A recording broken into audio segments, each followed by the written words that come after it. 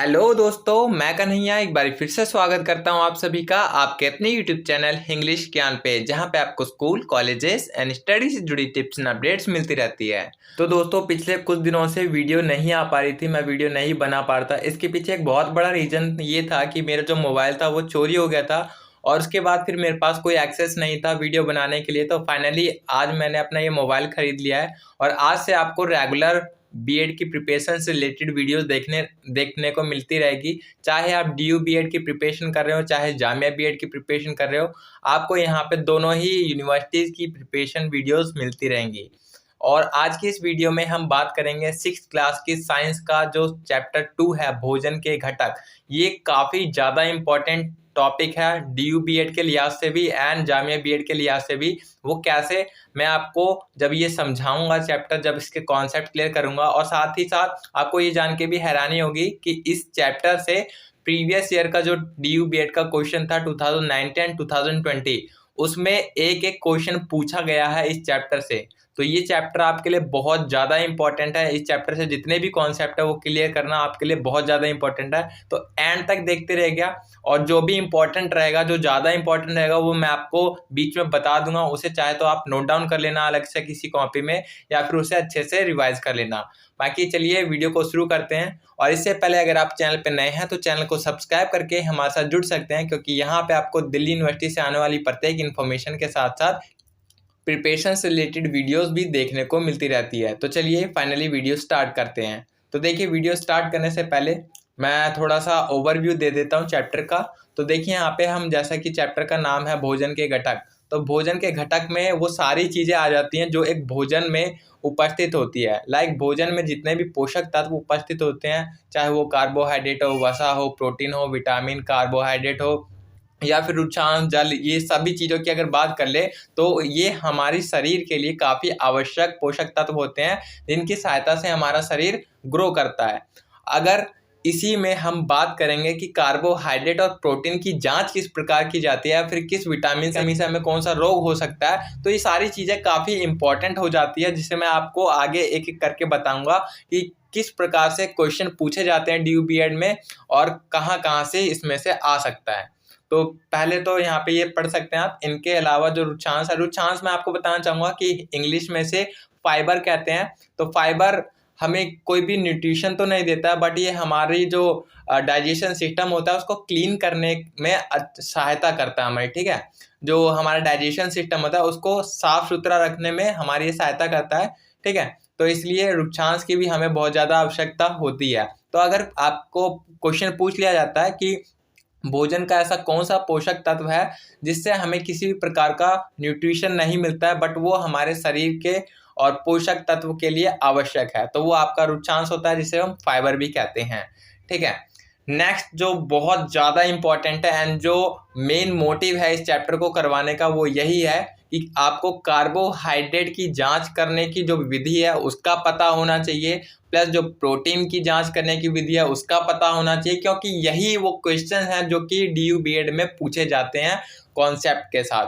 तो देखिए, कार्बोहाइड्रेट की अगर आप जांच करना चाहते हैं किसी खाद्य पदार्थ में कि कार्बोहाइड्रेट है या नहीं है, तो उसके लिए आपको क्या करना होगा, पहले तो आपको खाद्य पदार्थ की थोड़ी सी मात्रा लेनी होगी जिसमें भी आप जांच करना चाहते हैं कार्बोहाइड्रेट है या नहीं है। देन उसमें फिर 2 से 3 बूंद आयोडीन की डालें और उसको हिलाएं।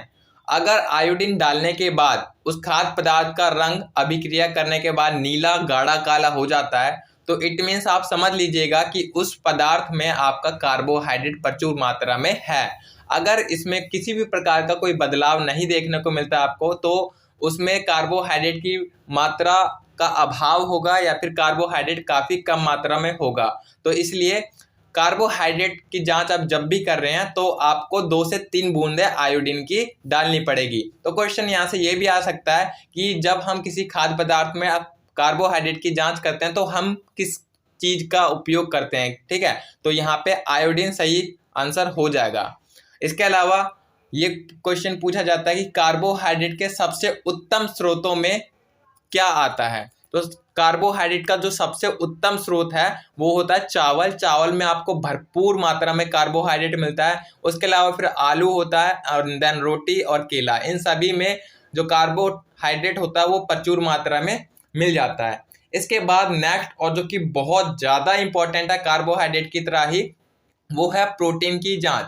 तो प्रोटीन की जांच की भी एक पूरी विधि है और इसे आपको स्टेप वाइज स्टेप ही याद रखना पड़ेगा, क्योंकि जो ड्यू बीएड का क्वेश्चन आता है वहाँ पे पैटर्न में, वहाँ पे स्टेप वाइज स्टेप में भी पूछ सकता है या फिर थोड़ा सा ऊपर नीचे भी करके पूछ सकता है। जैसे लास्ट ईयर जो क्वेश्चन पूछा गया था, ये जो विधि है 1 2 3 4 5 स्टेप की, इसमें ऊपर नीचे आपको ये ऑप्शन दे दिए गए थे और आपको कहा गया था कि सीरियल वाइज में से लगाइए कि पहले कौन सी विधि करेंगे, देन उसके बाद फिर क्या करते हैं। तो इस तरह से आपको वहाँ पे सीरियल वाइज लगाना था। तो अगर आपको सीरियल वाइज नहीं पता कि पहले क्या डाला जाता है और देन उसके बाद फिर क्या करा जाता है, तो आप वहाँ पे सही नहीं कर पाते। तो इसीलिए ये क्वेश्चन को ढंग से समझना आपके लिए बहुत ज़्यादा जरूरी है। तो देखिए, प्रोटीन की जाँच के लिए पहले तो आप खाद्य पदार्थ जो भी लेंगे, अगर वो ठोस अवस्था में है तो उसको चूर्ण या फिर पेस्ट बना लीजिए उसका, ताकि उस पर जो भी हम अभिक्रिया करना चाहते हैं वो अच्छे से हो पाए।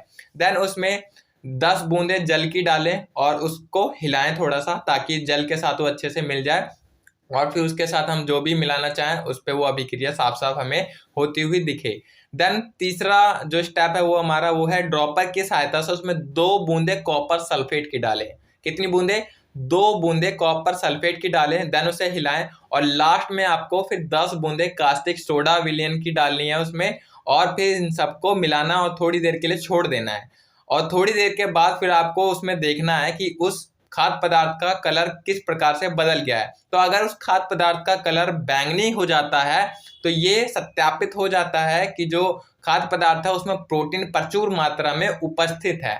ठीक है, इसमें आपको 3 चीजें याद रखनी है कि 10 बूंदे जल की डाली जाती हैं, देन फिर 2 बूंदे कॉपर सल्फेट की डाली जाती हैं और 10 बूंदे कास्टिक सोडा की डाली जाती हैं। ये तीनों चीजें बहुत ज्यादा इंपॉर्टेंट है कि प्रोटीन की जांच के लिए क्या क्या चीजों का इस्तेमाल किया जाता है।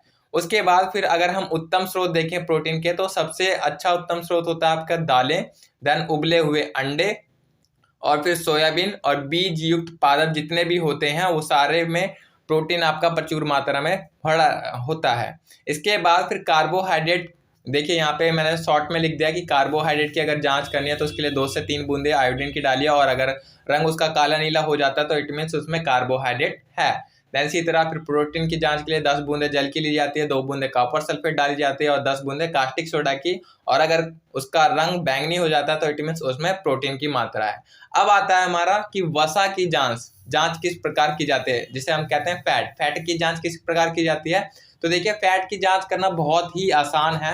ये क्या होता है, किसी भी कागज में आप क्या कीजिए, कोई खाद्य पदार्थ ले लीजिए और उसको अच्छे से दबा दीजिए, और कुछ देर बाद कागज को खोलिए और उस पर देखिए कि उस पर कुछ तेल के धब्बे लग गए होंगे, और इस तेल के धब्बे से ही हमें पता चलता है कि उसमें कार्बोहाइड्रेट की मात्रा उपस्थित है, और यही हमारा वसा के रूप में भी देखने को मिलता है। ठीक है, तो इसी प्रकार अगर उस पर तेल के धब्बे मिलते हैं हमें तो इट मीन्स आप समझ जाइए कि उसमें वसा की मात्रा है। और फिर यहाँ पे आप देख सकते हैं कि 10 gram carbohydrate is equal to 10 gram वसा। अगर दोनों को बराबर ले 10-10 ग्राम में कार्बोहाइड्रेट और वसा, तो सबसे ज़्यादा आपको एनर्जी किससे मिलेगी? तो सबसे ज़्यादा जो एनर्जी आपको मिलेगी वो वसा से मिलेगी, क्योंकि वसा में कार्बोहाइड्रेट की मात्रा में ज़्यादा ऊर्जा होती है जो कि हमारे शरीर को देती है। ठीक है, इसके अलावा फिर कार्बोहाइड्रेट का मुख्य रूप से काम शरीर को ऊर्जा देना होता है, ये आप सभी को पता होगा। देन प्रोटीन को हम बॉडी बिल्डिंग पोषक तत्व के रूप में भी जानते हैं, क्योंकि प्रोटीन का इस्तेमाल हमें बॉडी बिल्डिंग में जो बॉडी बिल्डर्स होते हैं वो ज़्यादातर करते हैं इनटेक उसका, तो आपको ये पता होगा। देन आता है फिर आपका विटामिन। तो विटामिन भी देखिए आपके 6 विटामिन होते हैं और उनको भी 2 कैटेगरी में बांटा गया है। एक तो जल में घुलनशील जो कि जल में मिल जाते हैं, और दूसरे वसा में घुलनशील। तो ये आपको इंपॉर्टेंटली याद रखना है कि जल में घुलनशील कौन से 2 विटामिन होते हैं, एंड देन वसा में घुलनशील कौन से 2 विटामिन होते हैं। तो इसे आप आसानी से याद रख सकते हैं कि जो BC होता है उसे हम जल में घोल सकते हैं, और जो कीड़ा है, यानी कि कीड़ा एक तरह से विटामिन का एक पूरा समूह ले लीजिए, विटामिन के, vitamin E, vitamin D, vitamin A, तो ये पूरा जो समूह है इसे हम वसा में घुलनशील कहते हैं। ठीक है, ये सारे वसा में घुल सकते हैं। इसके अलावा फिर होते हैं आहारी रेशे, जिसे हमने ऊपर डिस्कस भी करा था, रुक्षांश जिसे कहते हैं। तो यहाँ पे देखिए, यहाँ पे इसकी डेफिनेशन है, केवल पादप उत्पादों से ही मिलती है, अर्थात फल व सब्जियां। तो रुक्षांश की प्राप्ति हमें जो कच्चे पदार्थ होते हैं, जो कच्ची सब्जियां होती हैं, फल फ्रूट हो गए, उनसे हमें भरपूर मात्रा में रुक्षांश की प्राप्ति होती है, जो कि भोजन का आयतन बढ़ा देते हैं, किंतु इनसे हमें किसी प्रकार का पोषक तत्व प्राप्त नहीं होता है। ठीक है, यहाँ पे लिख दिया है कि किसी प्रकार का हमें इनसे न्यूट्रिशन प्राप्त नहीं होता है फाइबर से, और ये भोजन का जो आयतन है वो उसे बढ़ा देते हैं। रुक्षांश बिना पचे भोजन को हमारे शरीर से बाहर निकालने में सहायक होता है, जैसा कि मैंने बताया कि आपका जो डाइजेशन सिस्टम है उसको अच्छे से क्लीन करने में भी ये सहायता देता है। उत्तम स्रोत में देखें तो दाल, आलू, फल, ये सारे इसके भरपूर, ये सारे इसके उदाहरण हैं। ठीक है, जिससे हमें रुक्षांश की अत्यधिक प्राप्ति हो सकती है। देन फिर यह है विटामिन सी। तो विटामिन सी के बारे में आपको ये फैक्ट याद रखना है कि विटामिन सी को जब हम किसी भी खाद्य पदार्थ को गर्म कर रहे हैं तो उसमें विटामिन सी खत्म हो जाता है। यानी कि अगर आप किसी भी खट्टी चीज को ले लीजिए और उसको अगर आप गर्म कर रहे हैं तो उसमें से विटामिन सी सबसे पहले खत्म हो जाएगा। ठीक है, तो किसी भी ऐसी चीज को आपको गर्म नहीं करना है जिसमें विटामिन सी होता है। या फिर ये क्वेश्चन भी पूछा जा सकता है कि ऐसा कौन सा विटामिन है जिसे गर्म करने पर ही वो नष्ट हो जाता है। ठीक है, नेक्स्ट है हमारा किण्वन। ठीक है, किण्वन, जो कि किण्वन भोजन होता है वो होता है इटली और साउथ इंडिया के जितने भी फूड होते हैं उसमें जो यूज होता है वो किण्वन विधि का यूज होता है। इसके अलावा नेक्स्ट है आपका प्रोटीन की कमी के प्रभाव क्या क्या होते हैं। तो देखिए, जब आपके शरीर में प्रोटीन की कमी होगी तो आपके साथ क्या क्या होगा, आपकी वृद्धि रुक जाएगी, चेहरे पर सूजन आने लगेगी, बालों के रंग उड़ने लगेंगे, पेचिस आदि इत्यादि जो बीमारियां होती है वो आपको जकड़ने लगेगी। इसके अलावा लास्ट ईयर जो बीएड की बात करें तो उसमें आया था कि कार्बोहाइड्रेट की कमी से या फिर प्रोटीन की कमी से कौन सा रोग होता है। तो देखिए, दो रोग होते हैं, एक तो क्वाशिकोर होता है और एक मरासमस होता है। तो प्रोटीन की कमी से होने वाला रोग होता है मरासमस और क्वाशिकोर होता है आपका कार्बोहाइड्रेट की कमी से होने वाला। ठीक है, तो यही लास्ट ईयर पूछा गया था। आई होप आप रिमेंबर रखेंगे ये चीजें। तो फाइनली यही था आज की वीडियो में। आई होप आप सभी को ये जानकर अच्छा लगा होगा, ये चैप्टर अच्छे से समझ आया होगा और इस चैप्टर से जितने भी क्वेश्चन बन सकते हैं वो आप आसानी से कर पाएंगे अब आने वाले एग्जाम में। तो मिलते हैं इसी प्रकार की नेक्स्ट वीडियो में, तब तक के लिए चैनल को सब्सक्राइब करके ऐसे जुड़े रहिए। Nice day, good bye.